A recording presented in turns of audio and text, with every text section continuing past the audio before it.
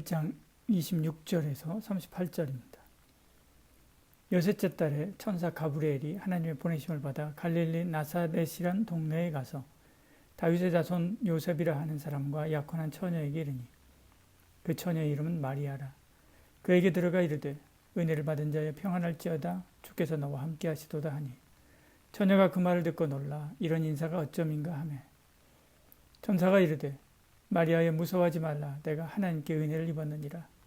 보라 내가 잉태하여 아들을 낳으리니 그 이름을 예수라 하라. 그가 큰 자가 되고 지극히 높으신 이의 아들이라 일컬어질 것이요 주 하나님께서 그 조상 다윗의 왕위를 그에게 주시리니 영원히 야곱의 집을 왕으로 다스릴 것이며 그 나라가 무궁하리라. 마리아가 천사에게 말하되 나는 남자를 알지 못하니 어찌 이 일이 있으리이까. 천사가 대답하여 이르되 성령이 내게 임하시고 지극히 높으신 이의 능력이 너를 덮으리니 이러므로 나실 바 거룩한 이는 하나님의 아들이라 일컬어지리라. 보라 내 친족 엘리사벳도 늙어서 아들을 배었느니라.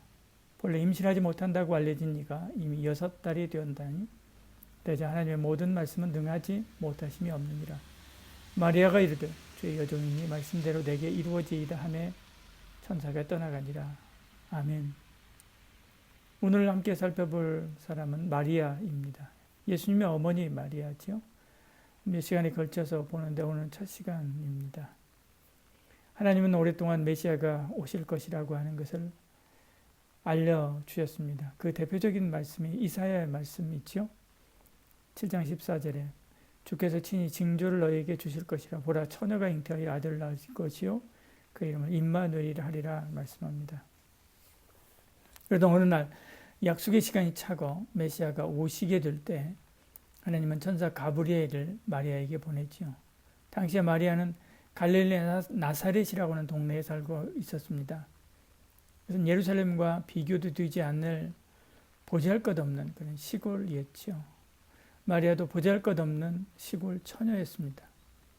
얼굴이 예쁜 것도 학력이나 재산이나 가문이 대단한 것도 아니었지요. 거기다가 이미 정혼한 처녀였습니다. 하나님은 그런 마리아를 찾으라고 가브리엘에게 명령을 내리게 되지요. 26절, 27절 말씀이 있죠. 천사 가브리엘이 하나님의 보내심을 받아 갈릴리 나사렛이라는 동네에 가서 다윗의 자손 요셉이라는 사람과 약혼한 처녀에게 이르니 그 처녀의 이름은 마리아라 이렇게 말씀합니다. 하나님이 보내신 거죠. 그렇습니다. 마리아는 너무 평범해서 아무도 알아주지 않는 시골 처녀였습니다. 하나님은 바로 그런 마리아를 통해서 구원의 큰 역사를 시작하죠. 우리는 흔히 특별한 사람이 특별한 일을 할 것이라고 그렇게 생각합니다. 그래서 특별한 재능을 구하고 특별한 환경을 구하고 특별한 기적을 구하기도 하죠. 그러나 하나님은 오히려 평범한 사람을 불러서 특별한 일을 하게 하실 때가 많았습니다. 기드온이 얼마나 평범한 사람이었습니까?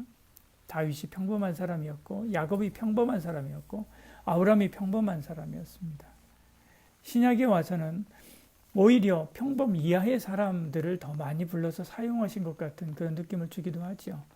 그래서 고린도전서 1장 27절에 이렇게 말씀하지 않습니까? 너희 부르심을 봐라. 한번 둘러봐라. 다 보잘것없지 않냐? 그렇게 말씀하고 있는 것을 봅니다. 그러므로 우리가 특별한 사람이 되어서 하나님의 특별한 일을 하려고 그렇게 하나님 앞에 기도하지 마시길 바랍니다. 오히려 하나님의 은혜를 구하고 긍휼을 구하시길 바랍니다. 늘 진실함으로 하나님을 공경하고 섬기시길 바랍니다. 하나님은 오늘도 우리를 보고 계시는 줄 믿습니다. 우리가 평범하고 또 평범해서 수천 수억 명의 모래알 같은 많은 사람들 중에 찾을 수 없을 것 같지만 하나님은 우리를 주목하고 계십니다. 그리고 은혜 베풀 때를 기다리고 계십니다. 그러므로 중요한 것은 내가 하나님 앞에 어떻게 바로 서느냐, 어떻게 진실한 하나님의 사람으로 서느냐, 그것이 중요하지요. 하나님은 마리아를 통하여 세상에 은혜 베풀 때가 이르렀음을 아시고 천사 가브리엘을 마리아에게 보내시지요. 그리고 하나님의 복된 소식을 전합니다. 바로 예수 그리스도를 잉태하게 하신다고 하는 그 소식이지요. 보라 내가 잉태하여 아들을 낳으리니 그 이름을 예수라 하라 이렇게 말씀합니다. 하나님의 인류 구원 역사에 함께할 수 있는 영광을 내가 너에게 주겠다라고 하는 말씀이지요. 하나님의 큰 은혜가 임한 것입니다. 그래서 1장 28절 말씀하죠. 그에게 들어가 이르되 은혜를 받은 자여 평안할지어다 이렇게 말씀합니다. 30절에도 마리아여 무서워하지 말라 내가 하나님께 은혜를 입었느니라 이렇게 말씀하죠. 그렇습니다. 어디 마리아에게만 이런 은혜를 허락하십니까? 저와 여러분에게도 이런 은혜를 허락하시곤 합니다. 기독교 TV나 또 방송을 듣다가 어떤 딱한 사정을 우리가 들을 때가 있습니다. 그리고 그 사역에 동참할 수 있는 ARS 번호도 우리가 알게 되죠. 이것은 어느 특정한 단체 혹은 어떤 사람 혹은 큰 지진을 당한 어떤 나라를 구원하기 위한 하나님의 놀라운 역사의 일부에 동참하도록 하나님께서 문을 열어놓는 거죠. 교회 사역도 마찬가지입니다. 우리에게 이런 은혜가 도처에 있습니다. 대부분은 그래서 은혜로 받아들이지 않죠. 기회로 인식하지 않습니다. 대신에 부담으로 받아들이죠. 그리고 동참하지 않습니다. 그렇습니다. 우리가 온 세상에 도움이 될 만한 모든 곳에 우리가 손을 내밀어서 그들을 도울 수는 없습니다. 왜요? 우리가 하나님이 아니기 때문에 그렇죠. 그런 능력도 또 안 되기 때문에 그렇습니다. 그러나 하나님께서 우리에게 특별한 마음을 주실 때가 있습니다. 특별한 기회를 주실 때가 있지요. 그때 그 마음이 하나님께 주신 은혜임을 알고 순종하는 저와 여러분 되시기를 소원합니다. 예, 우리에게 그런 기회가 주어졌을 때 섬김의 기회, 봉사의 기회, 또 하나님께서 주시는 어떤 사역에 대한 부담, 그 부담을 받을 그런 기회, 그런 기회들, 혹은 희생의 기회, 혹은 복음 전할 기회, 여러 가지 그런 기회들이 하나님께서 우리에게 주실 때가 있습니다. 그럴 때 순종하고 받아야 되지요. 마리아는 그것을 받기가 사실 쉽지 않은 상태입니다. 그럼에도 불구하고 마리아는 그 은혜를 받지 않습니까? 받음으로 예수 그리스도의 어머니 마리아가 되는 것을 보죠. 우리도 하나님께서 우리에게 기회를 주실 때 그것을 받고 감사함으로 받고 그리고 순종하면 하나님께서 그런 우리를 통해서 놀랍게 하나님께서 역사하여 주실 줄 믿습니다. 그렇다면 어떻게 그것을 인식합니까? 어떻게 이것이 나에게 주신 기회다라고 하는 것을 아느냐는 것입니다. 하루에도 수십 편의 구제와 선교의 ARS 방송을 보기도 하고 또 교회에서는 이런저런 많은 선교와 전도 사역을 하고 있지만 그 모든 것에 다 동참할 수 없지 않습니까? 그렇다고 다 또 외면할 수도 없습니다. 그 중에 어떤 것이 내게 주신 은혜의 기회로 우리가 받아들여야 되는 것인가? 어떤 것은 다른 이에게 주신 은혜의 기회로 넘겨줘야 되는 것인가? 그 취사 선택의 기준이 뭐냐는 거죠. 누가복음 1장 28절이 말씀합니다. 그에게 들어가 이르되 은혜를 받은 자의 평안할지어다 주께서 너와 함께 하시도다 하니 그렇게 말씀합니다. 평안과 기쁨이지요. 우리 마음에 평안이 임하느냐 아니냐입니다. 마리아에게 이 은혜의 말씀을 받고 평안하라 라고 기도하지요. 평안이라고 하는 말은 일반적인 평안을 말하는 에이레네라고 하는 단어를 사용하지 않았습니다. 오히려 즐거워하다, 기뻐하다라고 하는 카이레라고 하는 단어를 사용하죠. 그러니까 그 의미가 평안보다는 기쁨에 더 치우칩니다. 하나님이 주시는 평안의 기쁨이 이끄는 일들, 그 일들이 있습니다. 그래서 하나님의 은혜를 받고 기쁜 마음으로 순종하시길 바랍니다. 그때 우리가 하는 섬김과 봉사에 꽃이 피고 열매가 맺게 되지요. 왜요? 주님이 함께 하시기 때문에 그렇습니다. 28절 후반절에 주께서 너와 함께 하시도다 하니 그렇게 말씀합니다. 주님이 참관만 하는 것이 아니라 힘 주시고 능력 주시고 또 이루어 주셔서 우리를 보호하여 주시기 때문에 그렇습니다. 우리의 삶이 하나님의 평안과 기쁨이 이끄는 대로 하나님의 은혜의 일을 이루는 현장이 되기를 소원합니다. 기도하겠습니다. 사랑이 많으신 우리 하나님, 하나님께서 우리에게 은혜의 기회들을 주실 때에 있습니다. 우리가 그것을 부담으로 받고 외면하지 않게 하시고 그런 것이 올 때마다 평안과 기쁨으로 받고 또 감사함으로 순종하여 하나님이 기뻐하시는 일을 이루어가는 도구로 쓰임받는 저희들 되게 하여 주시옵소서. 한 주를 이렇게 기도로 마무리하고 또 새로운 주일을 내일 주 앞에서 새롭게 받기를 원합니다. 주일에 모든 성도들 다 나와 하나님 앞에 참된 경배와 예배하게 하시고 그 예배와 경배를 통해서 하나님을 배우는 영광과 은혜의 시간 되게 하여 주시옵소서. 모든 것 주님께 맡겨오며 예수님 이름으로 기도합니다. 아멘. 믿을 수 없네. 오직 한 가지 그 진리를 믿네. 주는 나의 힘이요, 주는 나의 힘이요, 주는 나의 힘이요, 영원히 주를 의지하니.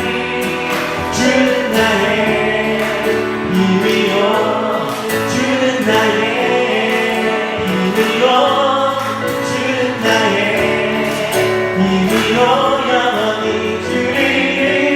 주는 나의 힘이요, 주는 나의 힘이요, 주는 나의 힘이요, 주는 나의 힘이요, 영원히 주를 의지하니. 영원히 한 번 더 하늘 위에 주님 앞에 없으면 고백드릴 겁니다. 하늘 위에 주님, 내가 사모할자 이 세상에 없네. 내가 사모할자 이 세상에 없네. 내 맘과 믿을 수 없네. 오직 한 가지 그 진리를 믿네. 주는 나의 힘이요, 주는 나의 힘이요, 주는 나의 힘이요, 영원히 주를 의지하니. 주는 나의 힘이요, 주는 나의 힘이요, 주는 나의 힘이요, 영원히 주를 의지하니. 영원히 우리 믿으신 주님을 위해 소망하십니다. 예수 열방 소망, 예수 우리를 위로하라. 주님 온 땅에 영원한 소망. 예수 어둠 속에 예수 변함없는 진.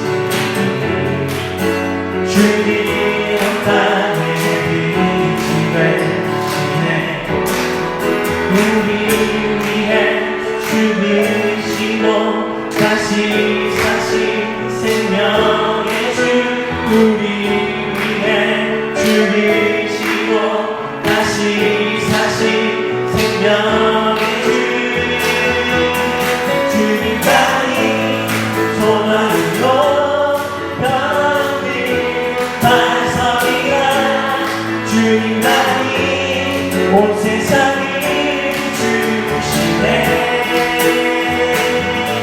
또 죽음에서 부활하신 우리 구주 평강의 왕. 주를 믿는 모든 자의 소망 되신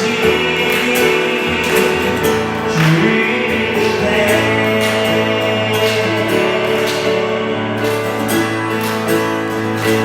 예수 열방의 소망, 예수 열방의 소망, 예수 우리를 위로하라. 주님 온 땅에 영원한 소망. 예수 어둠 속에 들, 예수 어둠 속에 들, 예수 변함없는 진. 주님 온 땅에 빛이 되시네.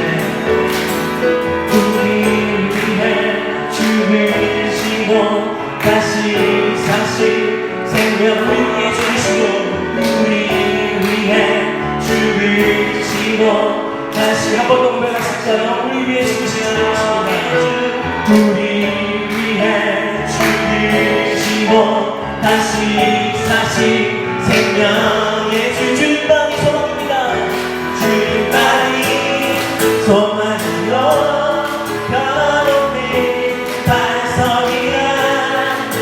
주님만이 온 세상을 주시네. 또 죽음에서 부활하셨습니다. 또 죽음에서 부활하신 우리 구주 평강의 왕 주를 믿는 모든 자의 소망 주님만이 소망이요 주님만이 소망이요 바울과 사람들 반성이라 주님만이 온 세상을 비추시네. 또 죽음에서 부활하신 우리 구주 평강의 왕 주를 믿는 모든 자의 소망 되신 주를 믿네.